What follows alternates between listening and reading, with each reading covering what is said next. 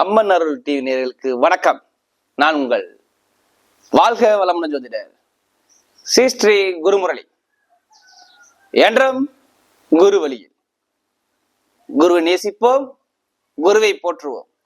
அன்பார்ந்த குருவாரிசு என்பர்களே, இன்றைக்கு நம்ம எதை பத்தி பார்க்கலாம்? வருகின்ற மே மாத பலன். வரக்கூடிய மே மாதம் உங்களுக்கு எது மாதிரி ஒரு யோகத்தை கொடுக்க போகுது? 12 ராசிக்காரர்களுக்குமே இந்த 9 நவகிரக கோள்கள் என்ன யோகத்தை தர போறார்? இதை பத்தி தான் ஃபுல்லா டீட்டெயிலா பார்க்க போறோம். இந்த மே மாசம் பாருங்க, நிறைய கிரகங்கள் பலமா இருக்குது. சூரியன் உச்சமா இருக்கிறார். கால புருஷனுக்கு உச்சம், 2ஆம் இடத்துல சூரியன் பலமாக போறார். சுக்கிர பகவான் ஆட்சி பலத்துல உட்கார்ந்துருக்காரு. அப்ப அந்த மே மாசம் எப்படி இருக்கும்? நிறைய அனுகூலங்கள் உள்ள மாதமாக இந்த மாசம் இருக்குது. அப்ப இதை பத்தி ஃபுல்லா நம்ம டீட்டெயிலா பார்க்க போறோம். அம்மன் அருள் டிவில எல்லா கிரக பயிற்சியும் கொடுக்குறோம். தமிழ் மாதம் கொடுக்குறோம், ஆங்கில மாதம் கொடுக்குறோம், சுக்கிர பயிற்சி கொடுக்குறோம். எல்லா கிரக பயிற்சிக்குமே நிறைய சப்போர்ட் பண்ணிருக்கீங்க. நிறைய சப்ஸ்கிரைபர் நம்முடைய சேனலுக்கு நிறைய கொடுத்துருக்கீங்க அம்மன் அருள் டிவியில. அதுவும் இல்லாம ஒரு சில பேர் திருக்கணித முறைப்படி ஜாதகம் எழுத கொடுத்துருக்கீங்க. அனைவருக்குமே பொங்காலம்மன் சார்பாக ஒரு மனமார்ந்த நன்றியை தெரிவிச்சுக்கிறேன். ஏன்னா குரு அருள் இல்லையே திரு அருளே கிடையாது. நம்ம போடக்கூடிய வீடியோ ஏன் நம்ம கோவிலிருந்து கொடுக்குறோம்? நம்ம சேனல்ல பார்த்தாவே உங்களுக்குள்ள இன்பங்கள் வரணுங்க. யாருமே கர்ம வினை இல்லாம இந்த கலியுகத்துல பிறக்க முடியாது.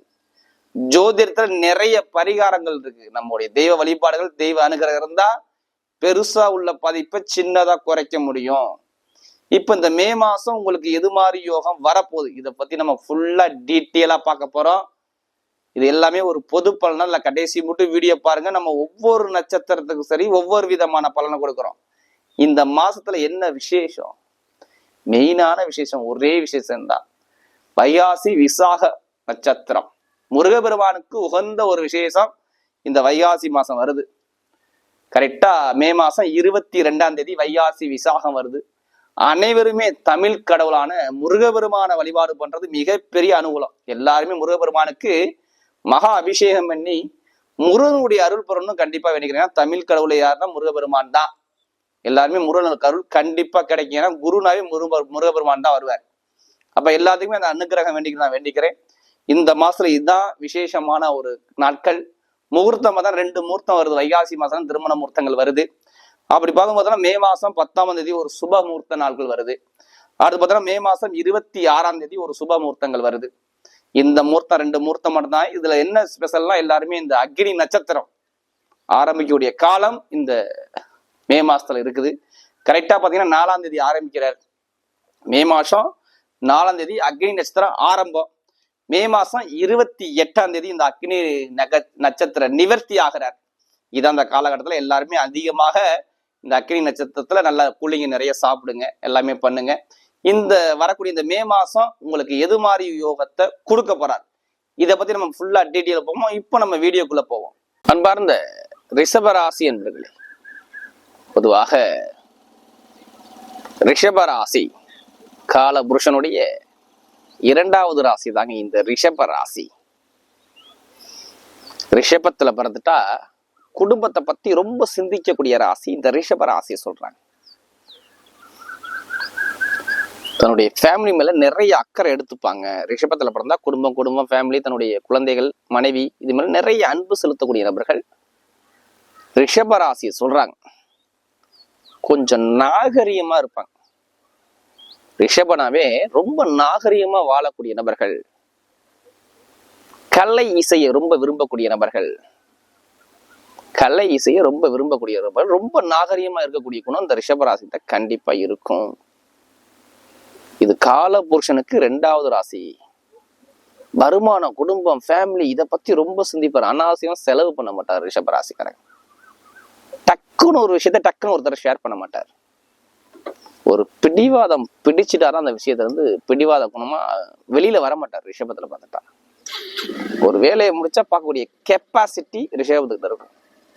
நம்பி ஒரு வேலையை ஒப்படைக்கலாம் ரிஷபத்துக்கிட்ட. முன் வச்ச கால பின் வைக்க மாட்டாங்க ரிஷப ராசிக்காரங்க. அவ்வளவுதான். சொல்ல பின்னாடி திருப்பி வாங்க மாட்டாங்க. நான் சொன்னதுதான் இப்படிதான் நான் அப்படிம்பாங்க ரிஷபம்.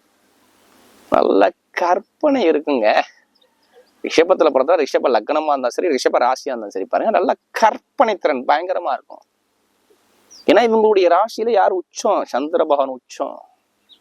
நல்ல கற்பனை திங்க் பண்ணக்கூடிய கெப்பாசிட்டி இவங்கள்ட்ட இருக்குது. நல்ல கலை ஃபீல்டு, இசை ஃபீல்டு, நல்ல ரசனை எழுதக்கூடிய நபர்கள் எல்லாமே பாருங்க இந்த ரிஷபத்துல கண்டிப்பா இருக்கணும். ரிஷபங்கிறது ஒரு மிகப்பெரிய ஒரு அனுகூலம் உள்ள ராசிங்கிறாங்க. இதுல பிறந்துட்டாவே பாருங்க நல்ல ஒரு யோகமான ராசி சொல்றாங்க இந்த ரிஷப ராசிய. அப்படிப்பட்ட ரிஷப ராசிக்காரங்க இவங்க பாருங்க உணவு பிரியர். இவங்க கையால சமைக்க சொல்லுங்க, உணவை பாருங்க விரும்பி சாப்பிடுவாங்க. இந்த உணவு நல்லா இருக்கும், இந்த உணவு நல்லா சொல்லி நல்லா சமையல் பண்ண கிளையில சூப்பரா ரசனைவாதி யாருன்னா இந்த ரிஷப ராசிக்காரர் தான். அப்படிப்பட்ட ரிஷப ராசி என்பவர்களுக்கு வரக்கூடிய மே மாத பலன், உங்களுக்கு எது மாதிரி ஒரு யோகத்தை கொடுக்க போறார், இதை பத்தி நம்ம ஃபுல்லா டீட்டெயிலா பார்க்க போறோம். மே மாதம் உங்களுக்கு என்ன யோகம் வரும்? ஏன்னா நம்ம தமிழ் மாதமா இருக்கட்டும், ஆங்கில மாதமா இருக்கட்டும், எல்லா மாத பலனும் நமக்கு தொடர்ச்சியா கொடுக்குறோம். கிரக பயிற்சி, சுக்கிர பயிற்சியா இருக்கட்டும், எல்லா கிரக பயிற்சி மாதிரி நிறைய சப்போர்ட் பண்றீங்க ரிஷப ராசிக்காரன். இந்த மே மாதம் உங்களுக்கு என்ன யோகத்தை கொடுக்க போகுது?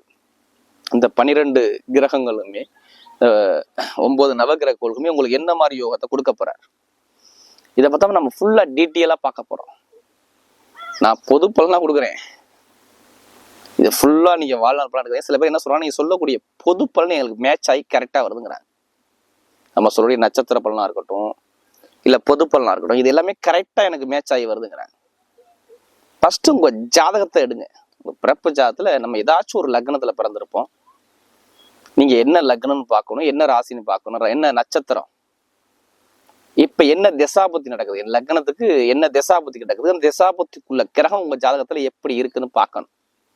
லக்னத்துக்கு எத்தனாம் பாவத்துல இருக்குது, அவர் நல்லவரா கெட்டவரா, அதை பொறுத்துதான் நம்ம சொல்லக்கூடிய இப்ப கோச்சார பலன் கரெக்டா வரும். திசாபுத்தியை பொறுத்துதான் பலன்கள் சரியா வரும். திசாபுத்தி நல்லா இருந்தா நம்ம சொல்லக்கூடிய பலன் துல்லியமான பலனை பார்க்க முடியும். அதனாலதான் நான் எல்லா வீடியோ என்ன சொல்லுவேன்னா ஒரு பொது பலனா கொடுக்குறேன்.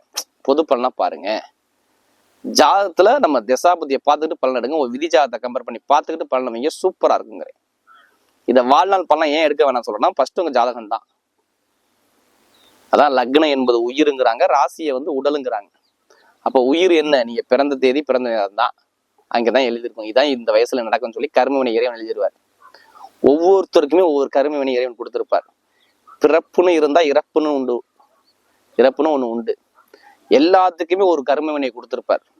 உனக்கு இத்தனை வயசுக்கு அப்புறம் இப்படி இருப்ப, நீ இப்படி வாழ்வ, தொழில் இப்படி இருக்கும், வேலை இப்படி இருக்கும், மனைவி இப்படி இருக்கும், இதுக்கப்புறம் இதாங்க நடக்கும்னு சொல்லி ஜாதகத்துல திசாபுத்தியை பொறுத்து பலன்கள் மாறி மாறி மாறி வந்துகிட்டே இருக்கும். அப்ப விதி ஜாதகம் பாருங்க, இறைவன் ஒரு கர்மம், யாருக்கா இருந்தாலும் ஒரு கர்ம வினை இருக்கும். அதை தாண்டிதான் பயணிச்சுதான் வரணும், அது யாரா இருந்தாலும் சரி. அதுக்காண்டிதான் நம்மளுடைய முனிவர்கள், மகான்கள், ரிஷிமார்கள் நிறைய கோவில் ஸ்தலத்தை சொன்னாங்க. இந்த கோவிலுக்கு இந்த பரிகாரம் பண்ணுங்க, இந்த தெய்வத்தை வழிபாடு பண்ணுங்க, இப்படி உள்ள பிரச்சனை சரியாகும், ஏதாவது சொல்றாங்க. பரிகாரம் நவகிரகத்தை வச்சு ஒவ்வொரு கோயிலும் பரிகாரம் சொல்றாங்க. நிறைய பேர் இந்த உணவு பரிகாரம் இருக்கு, வாழ்வியல் பரிகாரம்னு சொல்லுவாங்க. இந்த கிரகத்தோட உணவை சாப்பிடும்போது இதெல்லாமே அனுகூலமா இருக்கு, எதை சொல்லுவாங்க. இதெல்லாம் பரிகாரம், நிறைய வழிமுறைகளுக்கு பரிகாரத்துல. அதை பார்த்து நம்ம பயணிக்கும் போது எந்த ஒரு துன்பம் வந்தாலும் சரி, பெருசா உள்ள பிரச்சனையை சின்னதா குறைச்சிடலாம் பரிகாரத்துல. இப்ப இந்த வரக்கூடிய இந்த மே மாசம் உங்களுக்கு என்ன ஒரு யோகம் வரப்போகுது, இதை பத்தி டீட்டெயிலா பார்க்கணும். இதுல கடைசி மட்டும் வீடியோ பாருங்க. நம்ம ஒவ்வொரு நட்சத்திரத்துக்கும் சரி ஒவ்வொரு விதமான பலனை கொடுக்குறோம். ஏன்னா ரிஷபராசி நிறைய சப்ஸ்கிரைபர் நம்ம சேனலுக்கு நிறைய ஜாதகம் கொடுத்துருக்கீங்க. நிறைய பேர் திருக்கணித முறைப்படி எனக்கு ஜாதகம் எழுதவும் கொடுத்துருக்கீங்க. அனைவருக்கும் பொங்காலம்மன் சார்பாக ஒரு மனமார்ந்த நன்றியை தெரிவிச்சுக்கிறேன். ஏன்னா குரு அருள்லையே திரு அருளே கிடையாது. நம்ம போடக்கூடிய வீடியோ ஏன் நம்ம கோவில்ல இருந்து கொடுக்குறோம்னா, நம்முடைய ஆன்மீக சிந்தனை உங்களுக்கு நல்லபடியா சேரணும். யாருமே கர்ம வினையெல்லாம் பிறக்க முடியாது. நம்ம வீடியோ பார்க்கறோம்னா உங்களுடைய துன்பங்கள் மறைனாதான் எங்களுடைய சேனலுடைய நோக்கமே தவிர வேற எந்த இதுவுமே கிடையாது. எல்லாத்துக்கும் சரி ஒரு விடை கண்டிப்பா உண்டு. இப்ப இந்த மே மாசம் என்ன பண்ணு பார்ப்போம். அப்படி கிரகங்கள் எங்க சஞ்சாரம் செய்ய பார்ப்போம். உங்க ராசிலேயே குரு பகவான் வந்துட்டாரு. உங்க ராசிக்கு குரு பகவான் வந்துட்டாரு. 5ஆம் பாவத்துல கேது பகவான் சஞ்சாரம் செய்யறாரு கன்னிகா ராசியில. அடுத்து பார்த்தோன்னா உங்களுக்கு 10ஆம் பாவத்துல சனி பகவான் சஞ்சாரம் செய்யறாரு கும்ப ராசியில. 4ஆம் இடத்துல பாத்தீங்கன்னா செவ்வாய் பகவான், புதன் பகவான், ராகு பகவான் ஒரு 3 கிரகங்கள் சஞ்சாரம் செய்யறாங்க. 12ஆம் பாவத்துல சூரிய பகவானும் சுக்கிர பகவானும் சேர்ந்து சஞ்சாரம் செய்யறாங்க. இதுல ஒரு 3 கிரக பயிற்சி வருது. நல்லா பாருங்க, உங்களுக்கு சூரிய பகவான் கரெக்டா 14ஆம் தேதிக்கு அப்புறம், மே மாசம் 14ஆம் தேதிக்கு அப்புறம் உங்க ராசிக்கு சூரியன் பகவான் வர்றாரு. அதுக்கப்புறம் பாத்தீங்கன்னா உங்களுக்கு மே மாசம் 10ஆம் தேதி புதன் பகவான் வந்து பாத்தீங்கன்னா 12ஆம் பாவத்துக்கு வர்றாரு. மே மாசம் 19ஆம் தேதிக்கு அப்புறம் பாத்தீங்கன்னா சுக்கிர பகவான் உங்க ராசியை நோக்கி வர்றாரு. மே மாசம் 19ஆம் தேதிக்கு அப்புறம் உங்க ராசியை நோக்கி வர்றாரு. நல்லா பாருங்க, உங்களுக்கு மே மாசம் 14ஆம் தேதிக்கு அப்புறம் நிறைய விஷயம் நல்லா அப்படியே டோட்டலா அப்படியே சேஞ்ச் ஆகுது. நிறைய நல்ல விஷயம் உங்க ராசியை நோக்கி எல்லா கிரகமும் நோக்கி வருது பாருங்க. 3 கிரகம் இணைய போகுது. சூரியன், சுக்கிரன், குரு. சூப்பரான ஒரு யோகம். 3 கூட்டணி கிரகம் உங்க மேல நிற்கும். அப்ப இங்க கெட்ட பலன் நம்ம சொல்லக்கூடாது. என்னைய பொறுத்தவரையும் நான் ரிஷபத்துக்கு இது நாள் வரைக்கும் இருந்தவரை இனிமேல் கெட்ட பலன் நான் சொல்றாப்புல அந்த வார்த்தைகள் வராது. நிறைய நல்ல டைம் வேலை செய்து இதை பயன்படுத்திக்கணும். என்னை பொறுத்தவரை ரிஷப ராசிக்காரங்க இந்த மே மாசம் சூப்பர் டைமிங். இதுக்கு முன்னாடி நம்ம எடுத்து பார்த்தோம்னா பெருசா சொல்லிக்காப்புல கிடையாது. நிறைய செலவுகள், மருத்துவ செலவுகள், வேலை உத்தியோக தடைகள், வேலை உத்தியோக மாற்றங்கள், படிப்பு கல்வி சம்பந்தப்பட்ட தடைகள், மாணவ மாணவிகள டாக்குமெண்ட்ல பிரச்சனைகள், பெருங்கொண்ட பணத்தை கொடுத்துட்டு ஒரு ஜாமீன் போட்டு மாட்டிக்கிறது, இன்கம் வருமானம் பெருசா சொல்லிக்கிறாப்புல, குழந்தைகளுக்கு மருத்துவ செலவுகள், இடத்துல பிரச்சனைகள், பூமியில டாக்குமெண்ட்ல கண்டிப்பா பிரச்சனைகள், வேலை உத்தியோகம் இடமாற்றங்கள், வேலை சரியா கிடைக்காம ஒரு சில பேர் பண்றது, தொழில எதிர்பார்த்த அளவுக்கு பெருசா ஒரு இழப்புகளை சந்திக்கிறது, தொழில ஒரு இழப்புகளை சந்திக்கிறது, கணவன் மனைவிக்குள்ள நிறைய ஒரு மன வருத்தம் பாக்குறது, கணவன் மனைவிக்குள்ள ஒரு மன வருத்தத்தை பாக்குறது. ஏன்னா செவ்வாய் சனி சேர்ந்துருச்சு. அப்ப கணவன் மனைவி கிட்ட ஒரு மன வருத்தங்கள், தொழில ஒரு மந்தமான தன்மைகள், இது எல்லாமே ஒரு சில பேருக்கு செவ்வாய் சனி சேர்க்க சரியில்லைன்னா ஒரு சில பலவீனத்தை கண்டிப்பா பார்த்திருப்பாங்க இந்த ரிஷப ராசிக்காரங்க. இப்போ ஒரு பயணத்தை மேற்கொள்ள போறாங்க.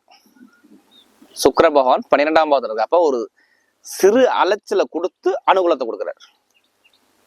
என்னை பொறுத்தவரையும் ரிஷபத்துக்கு முதல் பலன், என்னுடைய பலன், வெளிநாடு வெளியூர் போகணும் அப்படின்னா நிறைய பேர் போவீங்க. ஒரு அலைச்சல் வந்து உங்களுக்கு அனுகூலத்தை கொடுக்க போறார். வீடு, இடம், பூமி, வண்டி, வாகனம் வாங்குறவங்க தைரியமா வாங்கலாம். இந்த யோகம் சூப்பரான ஒரு யோகமா வருது பாத்துங்க. என்னை பொறுத்த ரிஷபத்துக்கு சுப விரைய செலவு குடும்பத்துல நடக்க போது. கண்டிப்பா 19ஆம் தேதிக்குள்ள இந்த செலவு நடந்துரும். வீடு, இடம், பூமி, வண்டி, நாடு, வெளிநாடு, வெளியூர், ஒரு பயணம், அலைச்சல் மூலமா வருமானம், இது எல்லாமே கிடைக்க போகுது. இதை சுப செலவை பண்ணிக்குங்க. என்னை பொறுத்தவரை 19ஆம் தேதி வரை எதுலையும் ஜாமீன் போடாதீங்க. நண்பர்கள், பழக்க வழக்கம், ஃப்ரெண்ட்ஷிப், கூட்டுத்தொழில், இதெல்லாம் கொஞ்சம் கவனமாக பயணிங்க. இதுக்கப்புறம் எல்லாமே உங்களுக்கு சூப்பரா இருக்கும். கரெக்டா 19ஆம் தேதிக்கு அப்புறம் உங்க ராசிக்கு வந்துட்டா நல்ல யோகம் இருக்கு பாத்துக்குங்க. வேலையை மாத்திரம், வெளிநாட்டுல வெளியூர்ல வேலை பார்க்குறேன், நான் வேலை உத்தியோகம் சேஞ்ச் பண்ணி வேற கண்ட்ரிக்கே மாறப்போனா கண்டிப்பா மாறிக்கிங்க 19ஆம் தேதிக்கு அப்புறம்.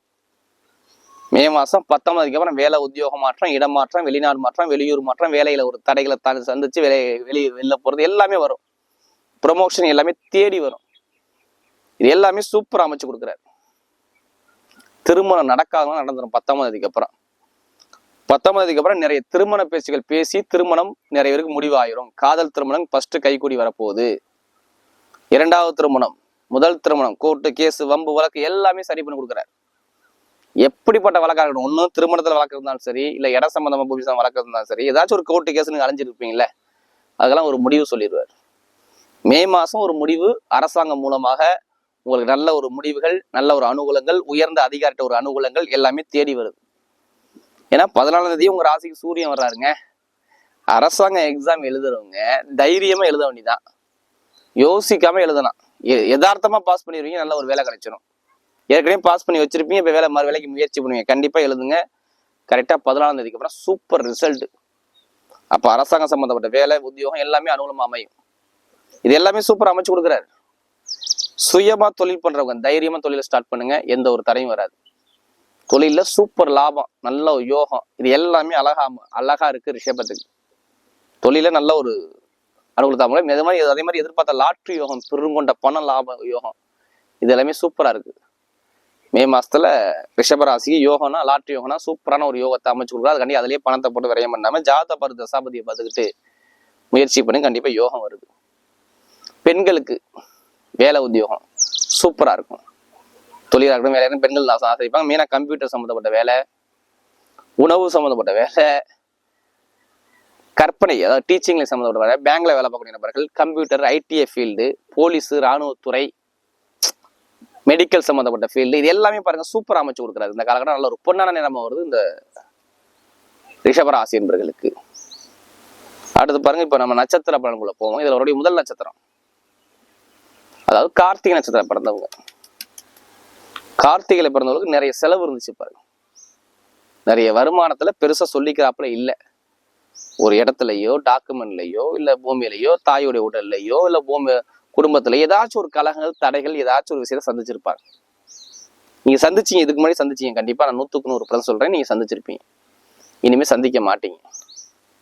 இனிமே நிம்மதியான ஒரு அனுகூலம் உங்களுக்கு கிடைக்க போகுதுங்க. எப்ப வரும்? கரெக்டா சூரிய பகவான் பயிற்சி ஆகிற பாருங்க. எப்ப? கரெக்டா 14ஆம் தேதிக்கு அப்புறம். 14ஆம் தேதிக்கு அப்புறம் ஒரு தலைமை பொறுப்பு உங்களுக்கு தேடி வருது. ஒரு தொழில் மாற்றம், வேலை மாற்றம் கண்டிப்பா 100% உண்டு. அரசாங்க எக்ஸாம் எழுதுவோம், தைரியம் எழுதுங்க. அரசாங்க வேலை வருது, அரசு மூலம் உதவிகள் கிடைக்க போது பாத்துக்குங்க. ஒரு தலைமை பொறுப்பு, ஒரு அங்கீகாரத்துக்கு நீங்க போறீங்க பாத்துங்க. கார்த்திகை ராசியில பிறந்தவங்க வீடோ இடமோ பூமியோ வண்டியோ வாகனமோ ஏதோ மாத்துறதோ வாங்குறதோ பண்றதோ கண்டிப்பா பண்ணிக்கலாம். அந்த மைண்ட் செட் உங்களுக்கு வந்துருக்கும். இதெல்லாம் பண்ணிக்கோங்க, நல்ல யோகம் இருக்குது. இதுக்கு முன்னாடி அது வண்டி வாகனத்துல குடும்பத்தை ஒரு செலவு வச்சிருப்பாரு, நம்ம இனிமே வைக்க மாட்டாரு. அம்மாவுடைய உடல்ல பிரச்சனை இருந்திருக்கும், இனிமே இருக்காது. ஒரு வெளிநாடு வெளியூர் பயணங்கள், இடம் பூமி வாங்க யோகம், இது எல்லாமே சூப்பரா அமைச்சு கொடுக்குறாரு பாத்துக்கோங்க. கார்த்திகை நட்சத்திரத்துல பிறந்தவங்க ஒரு பொன்னான ஒரு டைம் அமைச்சு கொடுக்குறாரு. அடுத்து கார்த்திகை அப்புறம் பாருங்க, உங்களுக்கு ரோஹிணி நட்சத்திரத்துல பிறந்தவங்க.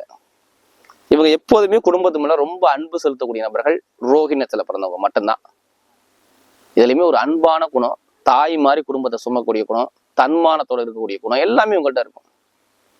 அழகு, கலை இதெல்லாம் ரொம்ப ரசிக்கக்கூடிய நபர்கள். நல்லா பாருங்க, கற்பனை திறன் பயங்கரமா இருக்கும். ஒரு விஷயத்த முடிவு பண்ணாங்கன்னா அந்த கற்பனை விஷயம் அந்த வேலையை முடிக்கணுங்கிற சிந்தனை உங்கள்கிட்ட நிறைய இருக்கும். உங்க கற்பனை எல்லாமே நிஜமாக போகுது பாருங்க. குடும்பத்துல ஒரு மகிழ்ச்சியான செய்தி வரப்போகுது. வீடு, இடம், பூமி, வண்டி, வாகனம் எல்லாமே வாங்குவீங்க. ஒரு டாக்குமெண்ட் பிரச்சனை சரியாகும்.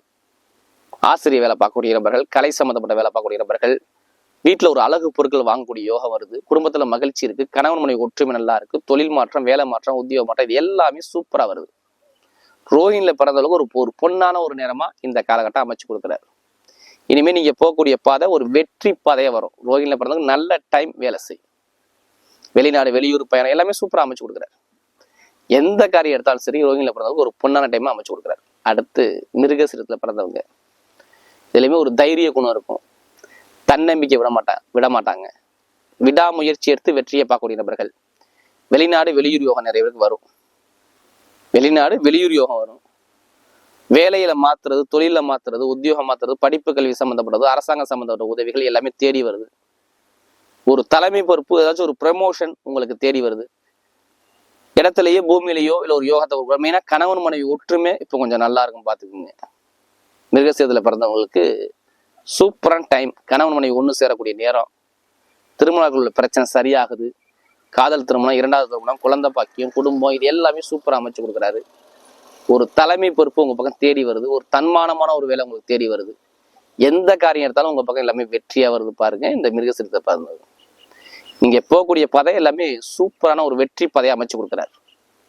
இந்த காலகட்டம் மிருகசீரத்துல பிறந்த அனைவருக்கும் சொல்றேன், இடமோ வீடோ வண்டியோ வாகனம் இருந்தால் வாங்கிக்கலாம், பண்ணிக்கலாம், எல்லாமே பண்ணிக்கலாம். வேலை உத்தியோகம், ப்ரொமோஷன் ஆகிறதுக்கு, வெளிநாடு போறது, வெளியூர் போறது எல்லாமே பண்ணிக்கலாம். இது எல்லாமே சூப்பரான டைம் அமைச்சு கொடுக்குறாரு.